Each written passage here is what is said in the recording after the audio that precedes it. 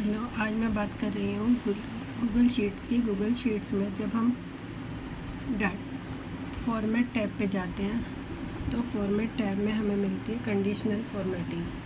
Conditional formatting के अंदर आपको इस तरीके की स्क्रीन मिलेगी। इस तरीके की स्क्रीन में आपसे ये पूछ रहा है पहले रेंज, मतलब कि आपने क्या रेंज दी। जैसे मैं यहाँ से यहाँ तक दे देती हूँ, तो ये मेरी रेंज है A1 से लेकर B14 तक। तो अब ये रेंज यहाँ पे A1 से लेकर मैंने B14 तक दिया, लेकिन इसने A14 तक उठाई है, पता नहीं क्यों। देखो मेरी है B14 तक, लेकिन कंप्यूटर ने यहाँ पर लिखा है A14। मुझे भी नहीं समझ में आ रहा क्यों, शायद कंप्यूटर हैंग है। उसके बाद ये हमसे यहाँ पे पूछता है फार्मूलाज में पूछता है, अगर जैसे मैंने दिया नोट एम्प्टी में मैंने कलर यहाँ पर ले लिया पर्पल और डन कर दिया। तो सेल इज़ नॉट एम्प्टी, मतलब खाली नहीं है, तो ये कलर नहीं करेगा। लेकिन अब मैं इसका फॉर्मूला चेंज करती हूँ, तो यहाँ पे मैं बोलती हूँ एम्प्टी जब सेल खाली है। तो ये इसने कलर लिया हुआ था ग्रीन, अब मैं इसको अभी ग्रीन को कलर किया है, अब मैं इसको पिंक करती हूँ, ये पिंक कर देगा। अब मैं यहाँ से इसका कलर फिर से चेंज करूँगी, जैसे मैं ये दे रही हूँ ब्लू, तो ये ब्लू कलर ले रहा है। तो इस तरीके से कंप्यूटर हमेशा काम करता है।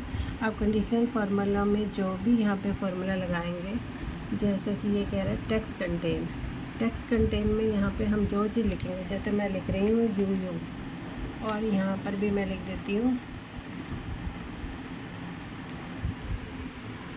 यहाँ पर मैं लिख रही हूँ यू। अब मैंने यहाँ पर लिख दिया। अब मैं इसको डन कर देती हूँ। तो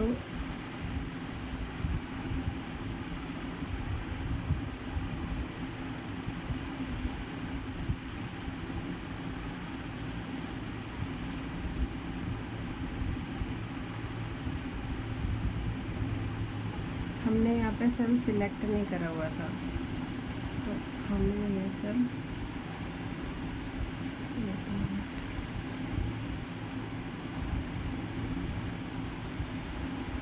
फॉर्मूला में हमें लिखना पड़ेगा ना। टेक्स्ट कंटेन मैंने करा नहीं था, मैंने सेल इज़ एम्प्टी पे रखा हुआ था। तो अब टेक्स्ट कंटेन में यहाँ पर हमें वैल्यू लिखनी है यू, और वैल्यू लिखती यू, यहाँ पे भी यू कर दिया। अब हम इसको करते हैं कलर पिंक, डन। लेकिन पहले हमें यहाँ पर रेंज सिलेक्ट करनी पड़ेगी। अब ये हमें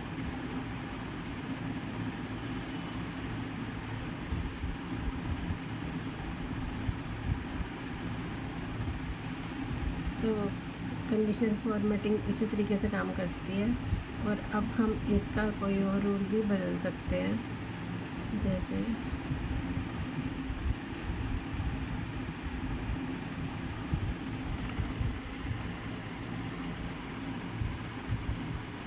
और सबसे पहले तो हमें यहाँ पर सेल सिलेक्ट करना पड़ेगा। जैसे मैं ये वाले सेल ले रही हूँ और इसमें मैं लिख रही हूँ मीनू।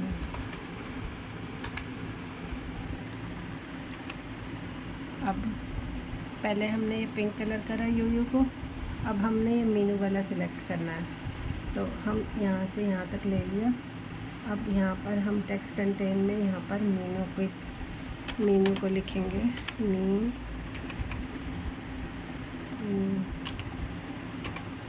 यहाँ पर मीनू है और यहाँ पर भी मीनू है। अब हम यहाँ पर इसको डन करेंगे। तो ये ले नहीं रहा क्योंकि ये यू ही रखा है, इसने मीनू करा ही नहीं है।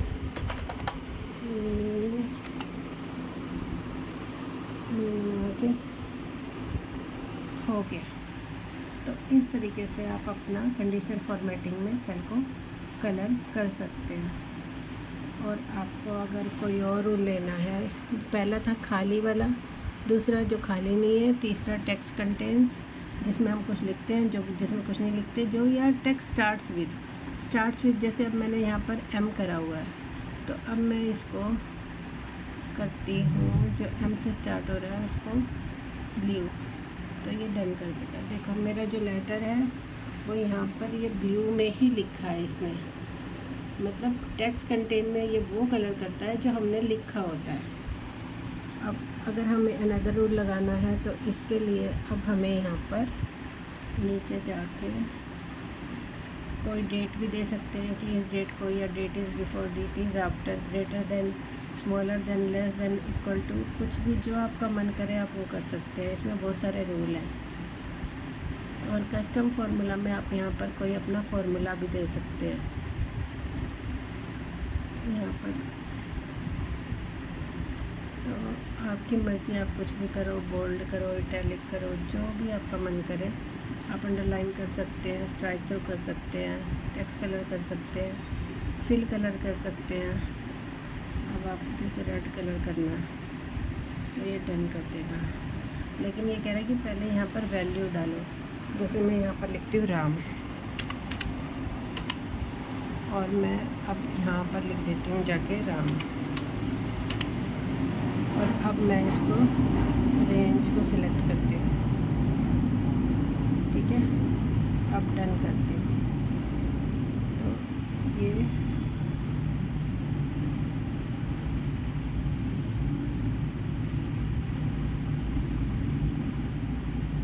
इसने राम को ग्रीन कर दिया है, क्योंकि यहाँ पे बाय डिफ़ॉल्ट ग्रीन कलर आ गया था जबकि मैंने रेड दिया था।